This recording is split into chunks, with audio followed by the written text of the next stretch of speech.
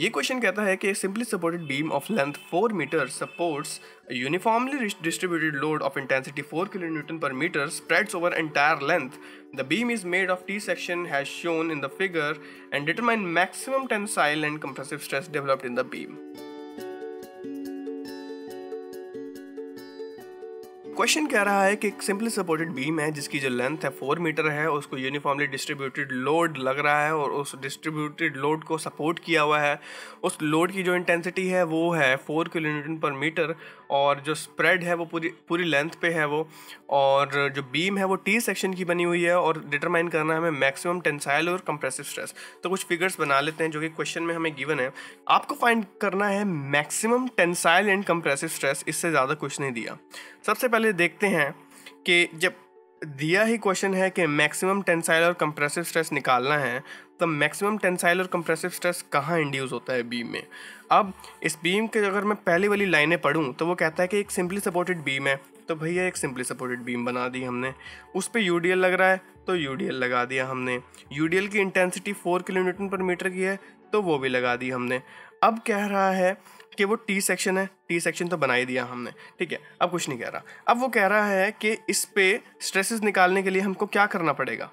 M/I is equal to sigma by y. M पता है, बिल्कुल पता है. I पता है, बिल्कुल पता है. सिग्मा पता है, बिल्कुल पता है. Y पता है, बिल्कुल पता है. जी नहीं, हमें यहाँ पे कुछ भी नहीं पता. तो यही चीज़ें हैं जो हमें निकालनी हैं और ये चीज़ें निकालना मतलब इतना आसान है, बाएं हाथ का खेल. देखते हैं कैसे सॉल्व होता है ये. मूवमेंट निकालना आसान है. शेयर फोर्स बेंडिंग मूवमेंट निपटा दी हमने. तो शेयर फोर्स बेंडिंग मूवमेंट कहती है कि जो मूवमेंट होता है वो यूडीएल के सेंटर पर लगता है सिंपली सपोर्टेड बीम में मैक्सिमम, और जब मैक्सिमम लगेगा तभी तो मैक्सिमम स्ट्रेस प्रोड्यूस होंगे. इसलिए हम बात करते हैं मैक्सिमम की, और मैक्सिमम की वैल्यू होती है WL²/8. ज़्यादा सोचने की ज़रूरत नहीं है. तो वो वैल्यू होगी W4 into L², sorry length नहीं बताई इसने, लेंथ कह रहा है 4 मीटर, तो 4 मीटर L² मतलब 4 इंटू 4 16/8 काट दो 2, ये आ जाएगा 8 kilo newton metre. Right, 8 kilo newton metre का मैक्सिमम मोमेंट लग रहा है. M बिल्कुल सेंटर पे. इसका काम हो गया ख़त्म. M की वैल्यू आ गई, यहीं साइड में लिख देता हूँ. M is equal to 8 kilo newton metre. Next बात करते हैं I की. I है सबसे बढ़िया चीज़. I आएगा तभी Y आएगा. I नहीं आएगा तो Y भी नहीं आएगा. I निकालने के लिए आज मैं आपको बहुत बढ़िया चीज़ बताने चाह रहा हूँ. जब हमने बात की थी रेक्टेंगुलर सेक्शन की, तो रेक्टेंगुलर सेक्शन में हमें पता था कि जो उसका मोमेंट ऑफ इनर्शिया है बहुत आसानी से आ जाता है, BD³/12. ट्रायंगुलर सेक्शन की बात की थी तो BH³/36. आसान था, चीज़ें बहुत आसान थी. सर्कुलर की थी तो π/64 d⁴. अब यहाँ पे आ गए महाराज जी टी सेक्शन. इन टी सेक्शन के लिए कुछ अलग फार्मूलाज आए मार्केट में. सबसे पहले किसी भी अलग सेक्शन की जो हमने नहीं पढ़ा उसका moment of inertia find out करने के लिए हमें उसकी न्यूट्रल एक्सिस को फाइंड आउट करना होता है. किसी भी सेक्शन का, मैं लाइन रिपीट कर रहा हूँ, किसी भी सेक्शन का जो हमने नहीं पढ़ा, जिनकी वैल्यूज हमें नहीं पता, तो उसका moment of inertia find out करने के लिए हमें उसका न्यूट्रल एक्सिस फाइंड आउट करना होता है. न्यूट्रल एक्सिस फाइंड आउट करने के लिए हमारे पास फॉर्मूला होता है y is equal to A1y1 plus A2y2 upon में A1 प्लस A2.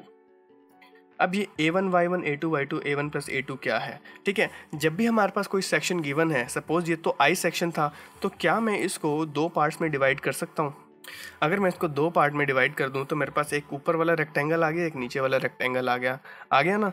तो इसको मैं नाम दे देता हूँ पार्ट 1, इसको मैं नाम देता हूँ पार्ट 2. अब A1 जो है वो इस फर्स्ट वाले रेक्टेंगल का एरिया है, और Y1 जो है वो डिस्टेंस है इस रेक्टेंगल की न्यूट्रल एक्सिस से किसी भी फाइबर का, या वो टॉप फाइबर हो सकता है या वो बॉटम फाइबर हो सकता है.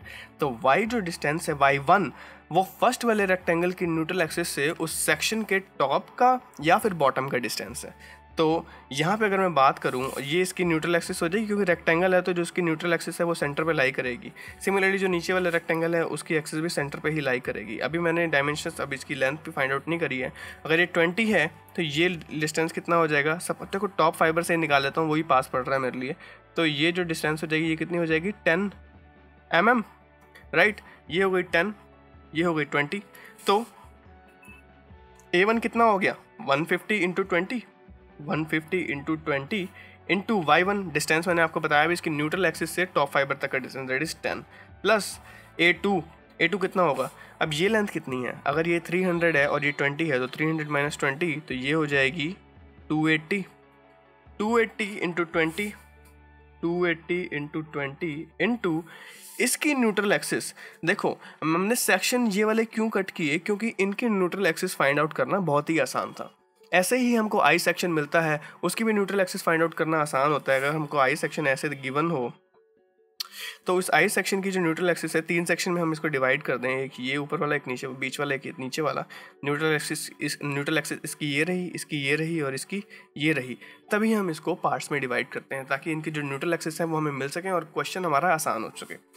तो 280 इंटू 20 इंटू जो इसकी न्यूट्रल एक्सिस है वो कहाँ लाई करेगी, 180/2 दैट इज़ 140 पे। और टॉप का डिस्टेंसेस ले रहे हैं तो सारे डिस्टेंसेस याद रखना, जब भी आप सेक्शन सॉल्व करो तो सारे डिस्टेंसेस या तो टॉप से या बॉटम से। तो टॉप तक का डिस्टेंस मतलब 140 तो ये हो गया, प्लस 20 दैट इज़ 160। उसके बाद A1 अभी हमने निकाला 150 इंटू 20 प्लस 280 इंटू 20। अब इन सब तिगड़मबाजी को हम सॉल्व करेंगे तो जो वैल्यू निकल के आएगी वो आएगी 107.67 mm। ये आ गई हमारी y की वैल्यू।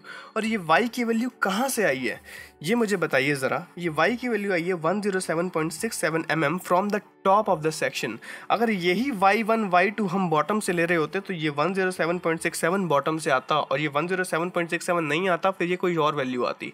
अब हमें निकालना है moment of inertia. Moment of inertia हमने जितना भी निकाला था π/64 या bd³ 12 या bh³/36 वो निकाला था इन सेक्शन के न्यूट्रल एक्सिस के अबाउट। तो इसी सेक्शन के भी न्यूट्रल एक्सिस के अबाउट हम निकालेंगे तो वो क्या आएगा। अब हमारे पास ना 2 सेक्शन है, देखिए ध्यान से देखिएगा। यहाँ पे इनर्शिया निकालने का कुछ एक अलग सा तरीका है और तरीका देती है हमें parallel axis theorem. Parallel axis theorem कहती है कि अगर आपको किसी भी एक्सिस पे किसी सेक्शन का मोमेंट ऑफ इनर्शिया निकालना है तो हम आपको ये इक्वेशन देंगे, आप ये इक्वेशन अप्लाई कीजिए और आपके पास जो वैल्यू आएगी वो बहुत ही सही वैल्यू आएगी। अब मेरे पास एक गिवन है ये रेक्टेंगुलर सेक्शन, इसकी न्यूट्रल एक्सिस है भैया यहाँ पे NA, और हमें निकालना है, सपोज कीजिए ये x एक्सिस है और हमें निकालना है इसका मोमेंट ऑफ इनर्शिया इस एक्सिस पे। मोमेंट ऑफ इनर्शिया इस एक्सिस पे, तो पैरेलल एक्सिस थ्योरम हमें कहती है कि I will be equal to, that is I1 will be equal to IXX plus AH²। अब ये IXX क्या है, IXX है इसका न्यूट्रल एक्सिस, इसका moment of inertia about its x axis. वो x एक्सिस कौन सी है, इसकी न्यूट्रल एक्सिस है, ठीक है, इसलिए मैंने इसको नाम दिया IXX या INA भी लिख सकते हो। अब INA लिखूंगा तो आप कंफ्यूज हो जाओगे क्योंकि न्यूट्रल एक्सिस जब हम काम करेंगे तो उसमें न्यूट्रल एक्सिस ये है और इसकी न्यूट्रल एक्सिस ये है, तो आपको पता नहीं चलेगा कि न्यूट्रल एक्सिस किस चीज़ की बात हो रही है। तो IXX मैंने यहाँ पे कंफर्म करने के लिए लिखा है कि IXX जो है वो इसका जो सेंटर पे जो न्यूट्रल एक्सिस है उसका मोमेंट ऑफ इनर्शिया जो इसके अबाउट है।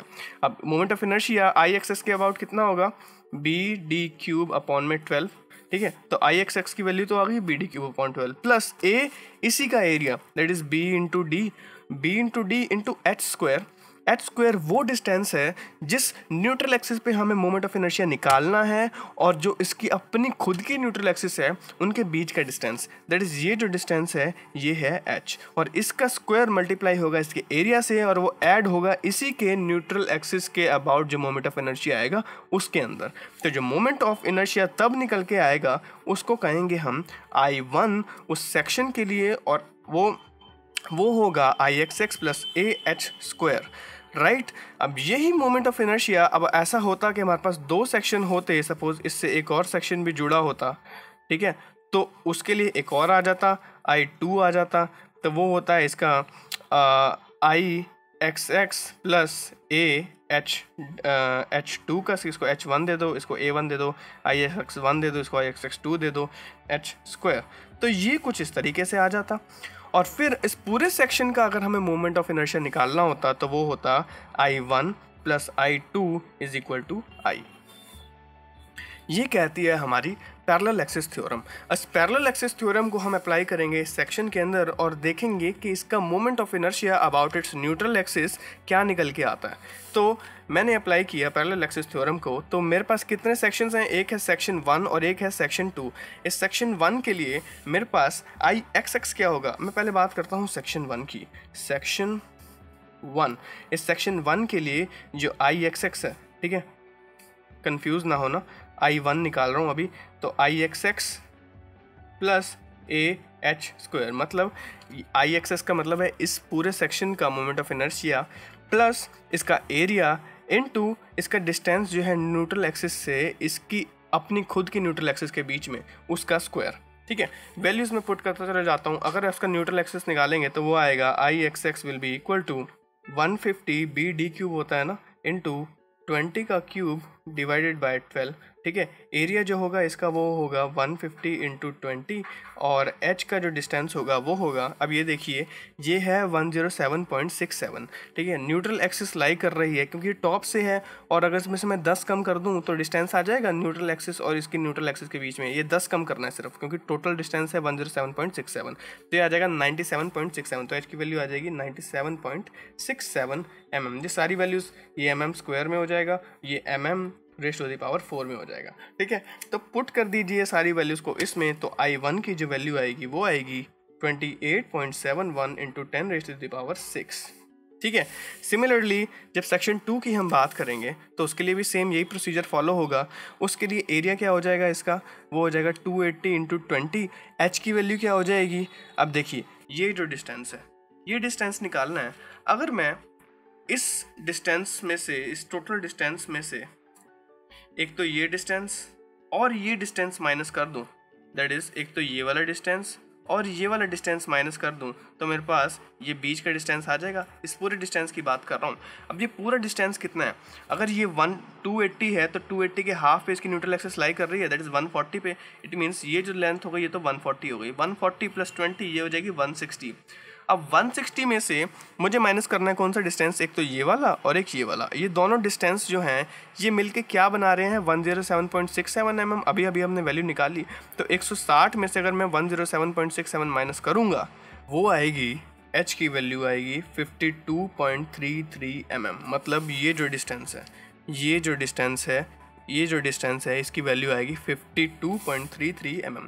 ये सारी वैल्यूज़ अगर आप पुट कर दोगे कि तो I2 की जो वैल्यू आएगी वो आएगी 51.92 into 10 raise to the power 6। अब मैंने आपको कहा था कि जब दो सेक्शन हों तो उनका जो टोटल सेक्शन का हमें मोमेंट ऑफ इनर्शिया निकालना होता है तो हम उसको प्लस कर देते हैं, दोनों अलग अलग जो सेक्शन के हमने मोमेंट ऑफ इनर्शिया निकाले होते हैं। तो मैंने किया था I1 plus I2 is equal to I, तो यहाँ पे भी यही करेंगे, I is equal to I1 plus I2, और I1 और I2 को प्लस करेंगे तो जो वैल्यू आएगी वो आएगी I will be equal to 80.65 into 10 raise to the power 6 mm raise to the power 4। ये आ गया इसका न्यूट्रल एक्सिस के अबाउट, मतलब इस न्यूट्रल एक्सिस के अबाउट इसका मोमेंट ऑफ इनर्शिया। ये आ गया हमारा I। तो अब तो क्वेश्चन करने में कोई प्रॉब्लम नहीं होगी, सीधा फॉर्मूला लगाना है, m by I will be equal to sigma by Y.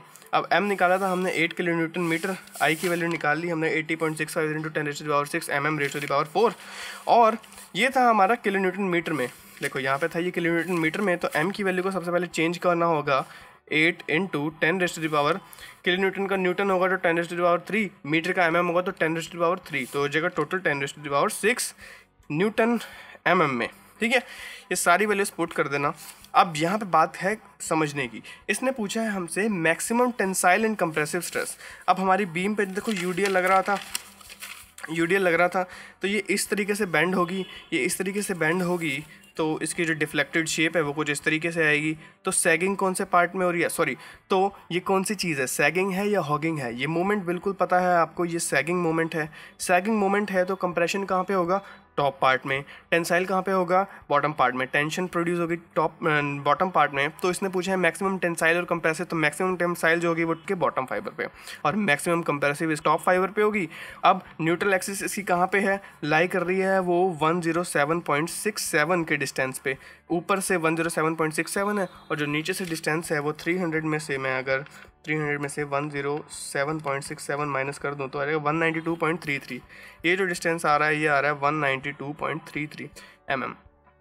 ठीक है, तो जब आपको टॉप फाइबर का निकालना हो तो उसके लिए y की वैल्यू ये है, जब बॉटम फाइबर का निकालना हो तो y की वैल्यू ये है। अब यहाँ पे मैं आपको एक ट्रिक समझा दूँ, ट्रिक नहीं है ये, बिल्कुल साफ साफ यहाँ से दिख रहा है कि अगर आपको टॉप फाइबर के लिए निकालना है तो मान लीजिए वो सिग्मा सी है क्योंकि कंप्रेशन है, तो उसकी जो वैल्यू होगी वो वाई सी होगी। वाई सी की वैल्यू हमें पता है 107.67 है, will be equal to m by I.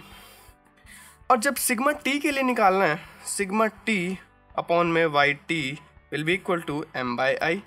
अब भैया ना इसके लिए मोमेंट चेंज हो रहा है ना इसके लिए मोमेंट चेंज हो रहा है, ना इसके लिए इनर्शिया चेंज हो रहा है ना इसके लिए इनर्शिया चेंज हो रहा है, तो इन दोनों में कुछ सिमिलैरिटी प्रूव कर सकते हैं हम। अगर मैं m बाई आई पुट करके सिग्मा सी की वैल्यू निकाल लूँ, m बाई आई पुट करके वाई सी की वैल्यू पता है 107.67, सिग्मा सी की वैल्यू निकाल लूँ तो वो वैल्यू आती है sigma c is equal to 19.08 MPa। Sigma c की जो वैल्यू आती है वो आती है 19.08 MPa। यहाँ पुट कर दी। अब मैंने आपको कहा कि sigma c by y c और y sigma t by y t की वैल्यू में कोई सिमिलैरिटी है। जी हाँ, एक बहुत बड़ी सिमिलैरिटी है कि इसका जो रेशियो है वो भी कांस्टेंट के इक्वल है और इसका जो रेशियो है वो भी कांस्टेंट के इक्वल है। तो मैं यहाँ से डेफिनेटली कह सकता हूँ कि sigma c upon y c is equal to sigma t upon y t. इसमें कोई दो राय नहीं है। तो अगर मैंने सिग्मा सी की वैल्यू निकाल ली, मेरे पास वाई सी भी है, तो मुझे बार बार मोमेंट और इनर्शिया पुट करके लंबी लंबी कैलकुलेशन नहीं करनी है। मेरे को सीधा ही वहाँ पे वाई सी और सिग्मा सी की वैल्यू पुट करनी है और सिग्मा टी की वैल्यू निकाल लेनी है, जिसमें वाई टी की वैल्यू आ रही थी 192.33 mm। आई होप आपको समझ आया होगा जो मैंने समझाने की कोशिश करी है। थोड़ा सा बड़ा हो गया ये लेक्चर और यहाँ पे हमने 3 क्वेश्चन किए। ये कन्वेंशनल का बहुत ही बढ़िया क्वेश्चन है और एक बार आपने इसको समझ लिया तो मतलब मज़ा आ जाएगा क्वेश्चन करने में बेंडिंग स्ट्रेसेस के। तो प्लीज़ एक बार पढ़ लीजिएगा। इस वीडियो को मैंने टारगेट सेट किया हुआ है कि अगर इस वीडियो पे 500 से ज़्यादा व्यूज़ हो जाते हैं तो मैं अगली वीडियो उसी टाइम ही अपलोड कर दूँगा। जैसे ही 500 व्यूज़ होंगे ना इस पर, मैं अगली वीडियो अपलोड कर दूँगा। और तब तक के लिए आप लोग पढ़ते रहिए, अपने गेट IAS JEE की तैयारी दबा के पढ़ते रहिए, दबा के चालू रखिए और मिलते हैं नेक्स्ट लेक्चर में।